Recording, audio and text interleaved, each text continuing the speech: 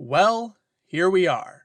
I don't know about all you, but I was really looking forward to talking about Batman the Killing Joke. I'd seen it before, had some opinions on it, and now watching it again, I have even more. Batman is called by Detective Harvey Bullock to the scene of a crime that was obviously committed by the Joker, with the kicker that it was committed 3 years ago, and this is just the first time they found the bodies. Disgruntled, Batman goes to Arkham Asylum to give a genuine effort to get through to Joker and rehabilitate him, as he fears that continued conflicts between them will end with one of them killing the other. However, Joker has escaped, and is busy buying a carnival. With that taken care of, he enacts his latest scheme, and it turns out to be a cruel one. On the night that Barbara Gordon and her father Jim are having a get-together, Joker drops by and shoots Barbara in the spine, rendering her a paraplegic. He kidnaps Jim and at least takes nude photos of Barbara as she bleeds out. He then takes Gordon to his newly bought carnival and subjects him to many psychological tortures, including forcing him to acknowledge Batman as the criminal he is, forces him to look upon the horrific photos he took of Barbara earlier, and forces him to listen to the Joker sing. At the end of it all, Jim appears broken. As this is happening, and as Batman desperately searches for Joker's whereabouts, we see a possible past to the Joker, a failing comedian who has one bad day. His pregnant wife dies due to a 1 in a million accident, and he ends up falling in acid due to a crime gone wrong, ending up with bleached skin and green hair. As Batman arrives at the carnival, he confronts Joker and frees Jim, whose sanity remains intact. Joker's entire goal was to prove that any normal person could go as insane as he did due to one bad day, thus proving that he is no worse than anyone else. However, Batman informs him that Jim is still sane, and the conflict ends disturbingly calmly. Batman tries to talk to Joker honestly, and in a strange moment of clarity, Joker refuses his kindness, saying it was too late for him. He then tells Batman a joke. They both laugh, and the camera pans down as Joker's laughter ends, while Batman's continues on with very heavy implications. So I'm gonna be honest, I never really liked the Killing Joke story. It always came off as cheap shock value to me, especially as I wasn't able to find any deeper meaning within the violence that occurs within it. In many ways, the Killing Joke movie worsens this effect. Alan Moore wrote the original Killing Joke comic, and he has to be one of my least favorite comic writers that I have ever had the displeasure of experiencing in my limited exposure to the medium. A lot of Alan Moore's work is faux philosophical in the worst ways. It usually happens in the sense of the characters eating a thesaurus and then attempting to wax first-year philosophy to each other, and it never really worked for me. If you find some deeper meaning in the Killing Joke and others like it, then I'm happy for you, but whenever I see something like it, all I see is pretentiousness. That's not to say that idea-driven stories like this are narratively bankrupt. In fact, The Dark Knight is one of my favorite movies and is extremely idea-driven, but it has several things going for it other than simply what type of a movie it is, and it's those things that make it a good film. It even does the whole characters spouting philosophy thing way better than Killing Joke. When characters wax philosophical, it's always a tricky business in fiction. Simply speaking philosophy more often than not comes across as holier-than-thou and pretentious, especially in film, where you can't exactly have thoughts without it being explicit, and even then it's rare. One of the ways that Dark Knight gets away with it is by having the characters spout that philosophy via anecdotes. For example, Alfred's story about the time he was in Burma with the jewel thief is essentially explaining the philosophy of the Joker in that movie, but it's done somewhat naturally as a mentor explaining to someone who he believes needs his help by giving a personal story and the S-up he gleaned from it in the hopes that it might relate to the current situation that this person is facing. A long time ago, I was in Burma. My friends and I were working for the local government, but their caravans were being raided in a forest north of Rangoon by a bandit. So we went looking for the stones. But in 6 months, we never met anyone who traded with him. The bandit had been throwing them away. So why steal them? Well, because he thought it was good sport, because some men aren't looking for anything logical.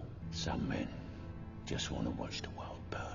Meanwhile, in Killing Joke, we have the Joker simply explaining to a man about how he views the world, which comes off as very strange, and it doesn't flow naturally at all with how we assume dialogue is supposed to work.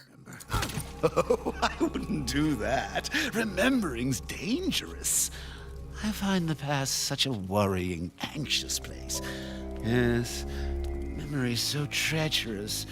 One moment you're lost in a carnival of delights, childhood aromas, the flashing neon of puberty, all that sentimental candy floss. The next, it takes you somewhere you don't want to be. Somewhere dark and cold, filled with the damp, ambiguous shapes of things you'd rather forget. Memories can be vile, repulsive little brutes. Like children, no? And that's not to say that Dark Knight was perfect either. In fact, the whole quote about you either die a hero or you live long enough to see yourself become the villain is pretty awkward because it isn't framed in any interesting way. It's just spouted by Harvey Dent at a dinner party with almost no lead-in or justification for it sounding so scripted. So don't think I'm giving that movie's faults a pass. And likewise, The Killing Joke isn't completely devoid of good writing from a more traditional perspective. Even aside from the ending dialogue between Batman and Joker, which I actually like, towards the end of the movie, the Joker says, If I'm going to have a past, I prefer it to be multiple choice. Which on its own sounds like kind of a funny line. Out of context, it could be seen in a sitcom, or a dark story like this. But it is very Joker, and it very succinctly distills the essence of Joker as an idea. A creature that's more enigma than man, and who defies any attempt to rationalize his existence. And succinctity is what I find lacking in Killing Joke. It's so obsessed with itself that it will take 8,000 years to tell you the exact minutia of every single one of its little ideas. Ideas which A, aren't very interesting, and B, serve only as embellishment on a tale that mostly comes across as shocking for the sake of it. And here's where I finish with the setup and get on with the punchline. I lied to you earlier when I was recapping the movie. And I was lying because I left out half of it. What I just told you was the Killing Joke comic, but it was too short to be adapted into a full movie, so their solution was to add a 30-minute prologue detailing Barbara Gordon in her last nights in the Cape and Cowl as Batgirl. She and Batman encounter a young mobster called Paris Franz, who becomes smitten with her and wants to be to her what Catwoman is to Batman. It's also established that Barbara is smitten with Batman, and the story progresses with encounters between all parties that ultimately culminates in a moment of weakness and poor judgment, where Barbara and Bruce have sex on a rooftop, and then when he avoids her in the days following, she nearly kills Franz for ruining their chances of being together. After realizing the dark places the crime-fighting life forced her to go, Barbara willingly retires, which leads us into the Killing Joke proper. When this movie came out, everybody hated this prologue, seeing it as unnecessary and whiny and melodramatic, and yeah, it definitely is all of that. However, I prefer it. I like the Batgirl prologue more than I like the actual Killing Joke, and right there I've probably lost the rest of you that didn't leave right when I said I didn't like the Killing Joke. Now, to quickly go over the usual stuff now that we have the full movie in our heads, the animation and direction are fine, the soundtrack is strangely good in places, the designs are hit or miss, and the voice acting is top tier across the board. With that out of the way, the mere existence of this prologue makes understanding and discussing the film as a whole difficult. How you view it will depend a lot on which half you prefer, and the only thing that can really be said definitively is that the prologue fundamentally changes the Killing Joke. As an idea piece, it was always pretty shallow. The main drive of it is Joker's thesis that any normal person can be turned to insanity through a bad enough day, like he was. To this end, he kidnaps squeaky clean Commissioner Gordon and attempts to corrupt his purity. There are several problems with all of this, but for now, we're rolling with it. The Joker wants to corrupt a pure white individual. What the prologue does to this is multifaceted, but at a base level, it serves to completely undermine the Joker's point.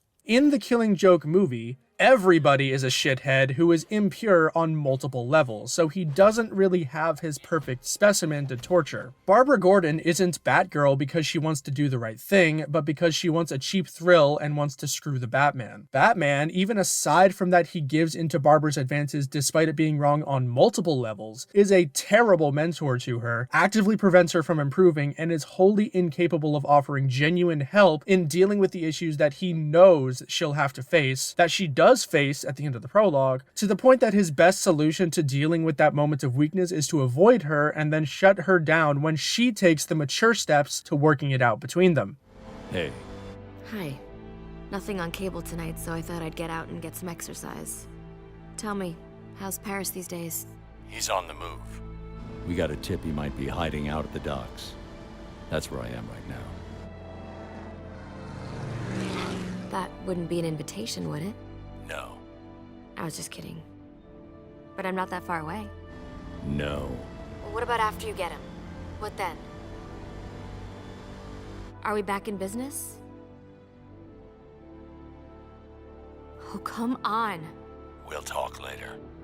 It was just sex, for God's sake. It doesn't have to mean anything. It's not like we have to care. I don't care. You don't care. We just go back like it was. That's all. Please. Later.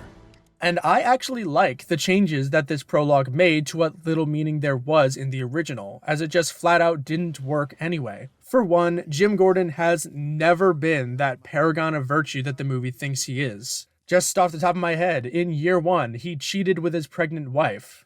Need I say more? Now, I'm aware that canons are wonky here, but even in this movie, he ditches his and his daughter's specially portioned off day to be together for the sake of humoring a crazy vigilante who dresses as a bat, which is pretty shaky if you ask me. And I'm also aware that Joker is an unreliable narrator when it comes to his past. Now, I either haven't read the comic or it's been so long that I've forgotten the specifics, but in the film, the flashbacks are presented as just that. They are framed as flashbacks. They have the old-timey color grading, and the first one even transitions like you would expect a flashback to transition in any other movie. The issue? The flashback completely invalidates Joker's whole argument. His thesis was that normal people need just one bad day to turn insane like he did, but his fall to insanity was far more than one bad day. He was a down-on-his-luck comedian failing to provide for his pregnant wife. His landlord hated him. What we have to interpret as his first solution to this money problem isn't to get a proper job, but to go to two local goons for a heist of some kind. And he was flighty at best and actively stuck in depression at worst. He was far from a normal, well-adjusted individual, especially in those times, and he was very distant from the average person, especially when you're considering different cultures and socioeconomic situations that different people are in at different times. In that sense, Joker's push to make Gordon or Batman fall to his level just shows a fundamental misunderstanding of how human beings develop over the course of their lives. Joker, just like the death of his wife in the unreliable flashback, is a 1 in a million freak. In some sense, just as much of an anomaly as the woman with two heads that works for him in this movie. Just like Batman is a 1 in a million freak. And let's talk about that for a second. One of the other ways that the Killing Joke nudges the canon of the original is that it makes some implications even more explicit. In the original, it was left ambiguous whether Joker sexually assaulted Barbara Gordon or if he merely stripped her nude and took pictures of her naked body to torture Jim with later. In the movie, Batman goes to Joker's regular squeeze when it comes to women when he breaks out of Arkham, and they say he hasn't been around, wondering if he'd found something else to play with instead of them. In the original, it's left ambiguous whether Batman actually kills the Joker in the end, but the movie explicitly has Batman continue to laugh long after Joker does. I can't say whether either of these two changes are for the better or for the worse, as one of the stated goals of the adaptation was to add more controversy to an already controversial story, which these two changes serve to do at the very least. But the story is controversial for what end? When you take away all of the accessories, Killing Joke is just another Batman vs. Joker caper, albeit a dark one. Very few comic stories actually change the status quo in any meaningful way, and this movie doesn't do it at all. Now, I can't say whether Barbara Gordon was Batgirl at that point in the comics, but in the film, she wasn't anymore, so her being shot didn't change her status when it came to her relation to Batman. Jim Gordon obviously survived his ordeal with a minimal sanity loss. The Joker's supposed backstory is very unreliable by definition, and the ending was ambiguous as to whether anything actually happened, and the creator later went on to say nothing happened, and the Joker just went back to Arkham after he and Batman had a laugh, which... Okay. So with all that in mind, why did Alan Moore feel the need to go this dark and nihilistic with it? The only reason I can fathom is for the shock value.